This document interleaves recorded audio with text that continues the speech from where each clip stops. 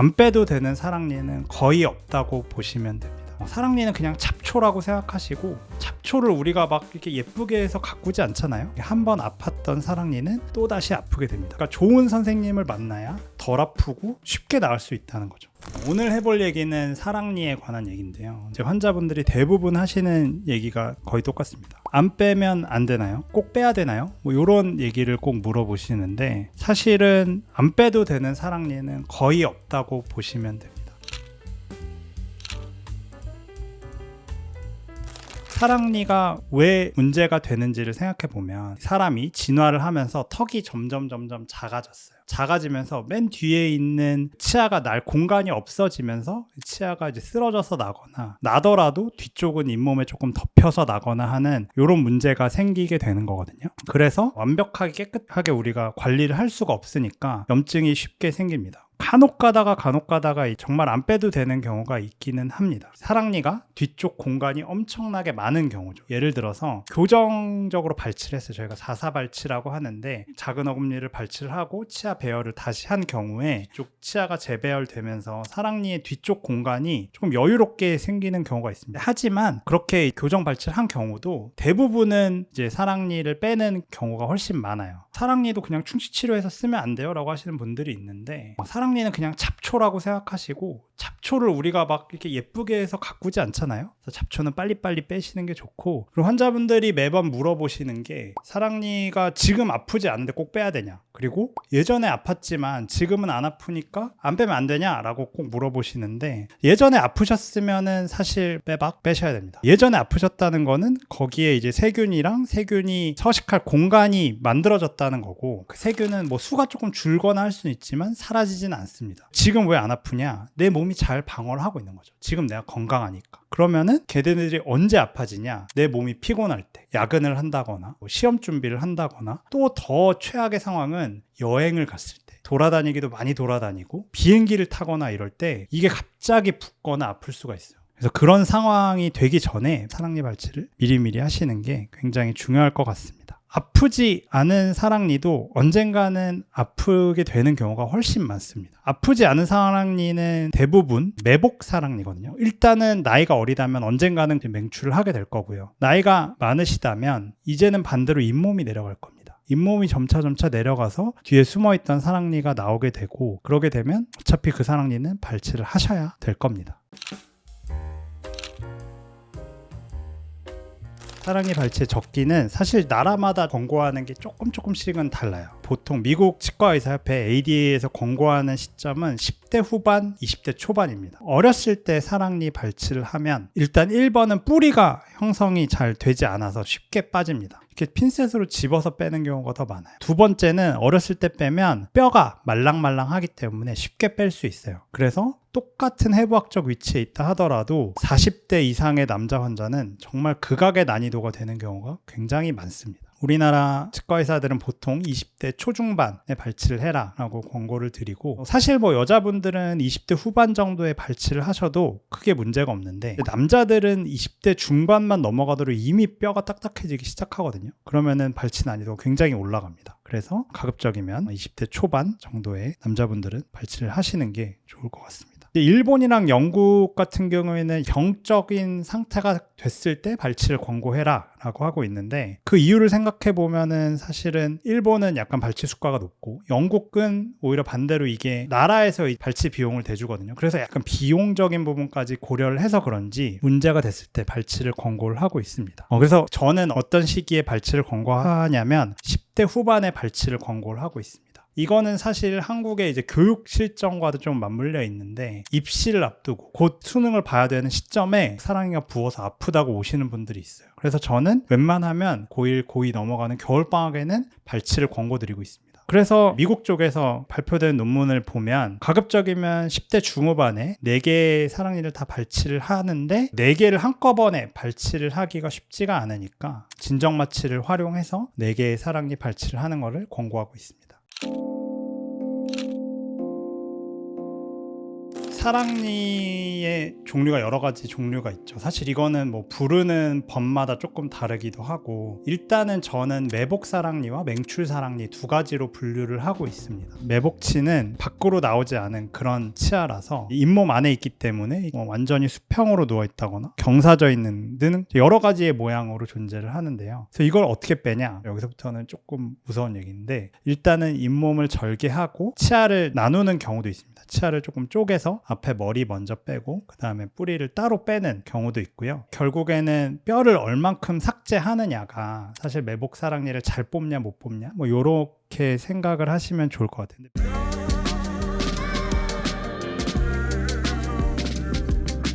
우리는 샘치과에서 세 번째 세대지만 진정마취만큼은 우리가 최고라고 믿어요. 진정마취에 가장 앞서 있는 1983 샘치과.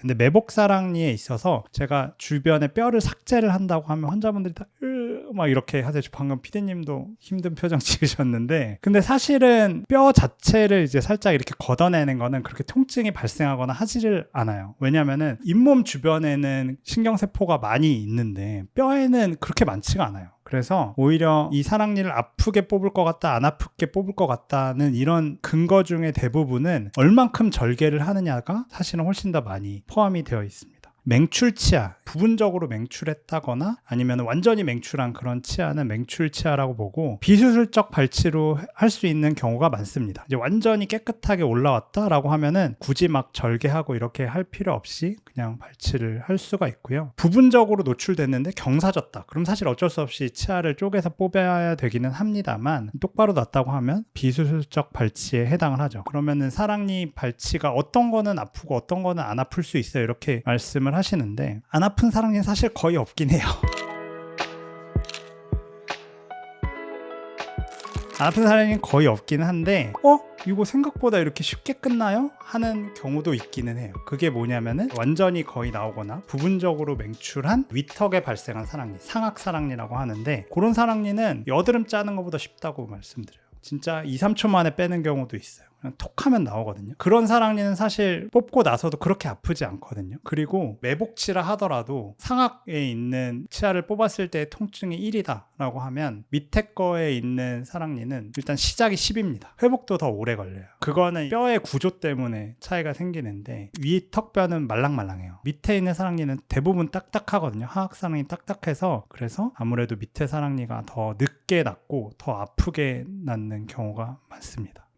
이번 생은 망했다고 해가지고 파노라마 사진인데 막 한쪽에 하나씩만 있지 않고 하나에 2개 있는 경우도 있고, 어떤 경우는 3개 있는 경우도 있어요. 과잉치라고 하는데, 사실 이번 생 망했다 할 정도는 아니에요. 왜냐하면 과잉치들은 대부분 조그맣거든요. 조그매가지고 빼기가 쉬워요. 근데 문제는 사실은 그런 거보다는 경사 정도, 앞니와의 위치 관계, 이런 게 사실은 훨씬 더 중요하죠. 그래서 수술적 발치를 해야 된다고 하면 저는 웬만하면 진정마취를 권유를 드립니다. 이게 시간도 오래 걸릴 뿐더러 하는 과정 자체가 굉장히 힘들거든요. 절개도 해야 되고 입안에 물도 많이 들어가야 되고, 그리고 가장 중요한 럭세이션, 이제 탈구라고 하는데 치아를 들어 올리는 과정 자체가 마취도 잘 안 되거니와 통증이, 그리고 트라우마가 남을 수가 있습니다. 그래서 저는 가급적 주무시면서 하시기를 권유드리고요. 사실 회복 후에도 좋습니다. 진정마취 할 때는 그냥 잠자는 약만 들어가는 게 아니라 영양제도 조금 들어가고 진통제도 조금 들어가고 덜 붓게 하는 약도 들어가고, 그래서 수술 후에 회복에도 훨씬 더 유리하기 때문에 진정마취를 좀 권유드리는 편이고요. 비수술적 발치 시에도 진정마취를 하는 게 당연히 좋습니다. 아까도 말씀드렸다시피 탈구, 힘을 줄 때 턱에 굉장히 많은 무리를 가하게 되거든요. 어떤 환자분들은 벤치로 뽑았다라고 기억하시는 분도 있고, 송곳 같은 걸로 이제 찔렀다라고 하시는 걸 표현하는 정도로 꽤나 큰 트라우마로 남아요. 그래서 장기적으로 봤을 때, 특히나 연령이 조금 어리다, 웬만하면 진정마취로 발치하시기를 권유를 드립니다.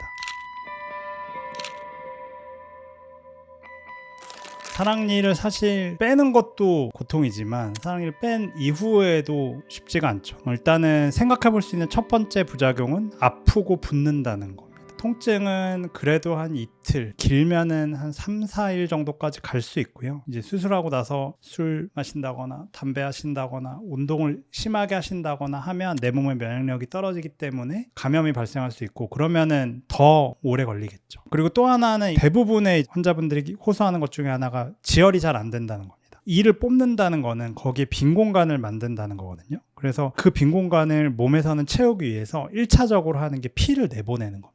그 피가 혈병, 피떡이 되어야 이제 어느 정도 지혈이 되는데, 이제 문제는 거기 이게 입안이죠. 입안은 침도 있고 음식물도 먹어야 되고 하면은 지혈을 잘 못 시키는 여러 가지 이슈들이 생길 수가 있습니다. 저는 요즘 웬만하면 사랑니 발치를 하면 지혈제를 좀 사용을 하고 있습니다. 지혈제를 사용하면 아무래도 지혈 속도도 더 빨라지고, 지혈제 자체가 그 공간을 조금 막아주는 효과도 있어서 감염에도 조금 유리할 수가 있습니다. 그리고 지혈이 조금 안 되고 그러다 보면 점막 안쪽에까지 손상이 돼서 바깥쪽에 멍이 들 수도 있어요. 그래서 이런 점을 고려한다면 사랑니를 발치하고 나서 일주일 정도는 술, 담배, 무리한 운동은 안 하시는 게 좋아요. 발치 후 회복의 난이도를 높이는 가장 쉬운 방법 중에 하나가 담배를 피시고 드라이 소켓, 건조화를 만드시는 겁니다. 우리가 왜 인생 난이도를 높인다고 하죠? 담배를 피면 혈병이 잘 안 생기거든요. 그러면은 이 뽑은 자리, 뼈가 그대로 바깥으로 노출이 되게 됩니다. 드라이 소켓을 경험하신 분들은 정말 담배를 쉽게 끊으시더라고요. 정말 아프시고 밤에 잠을 못 주무신다고 하시더라고요. 그나마 아프고 붓고 피 잘 안 먹고 멍들고 요런 정도가 이제 순한 맛이었다면, 약간 영구적인 손상으로 넘어가는 부작용들이 있습니다. 가장 좀 심각할 수 있는 게 신경 손상이겠죠. 위에 거 뽑을 때는 큰 이슈가 없는데 밑에 사랑니를 뽑을 때는 신경 손상을 항상 잘 알고 계셔야 됩니다. 아래턱 쪽에는 이제 하치조 신경이라고 아랫 입술이랑 잇몸 부위 감각을 담당하는 신경이 있거든요. 그래서 이 사랑니 발치를 하다가 뿌리 끝이 신경에 발을 담그고 있는 경우나, 혹은 이제 매우 가깝게 위치하게 되면 이 뿌리를 움직였을 때 신경이 손상이 될 수 있어요. 대부분은 이제 완전히 신경이 잘리거나 한 게 아니라면 돌아오기는 돌아옵니다. 근데 시간이 엄청 오래 걸려요. 1년, 2년 정도 걸려서 신경이 회복되는 경우도 있고, 그나마도 원래 감각이 100이었다면 한 7, 80 정도로 돌아오는 경우가 더 많습니다. 저 같은 경우에는 신경 손상을 이제 예방하기 위해서 뽑다가 만약에 뿌리 끝이 남았다, 저는 웬만하면 그 뿌리 끝은 건드리진 않습니다.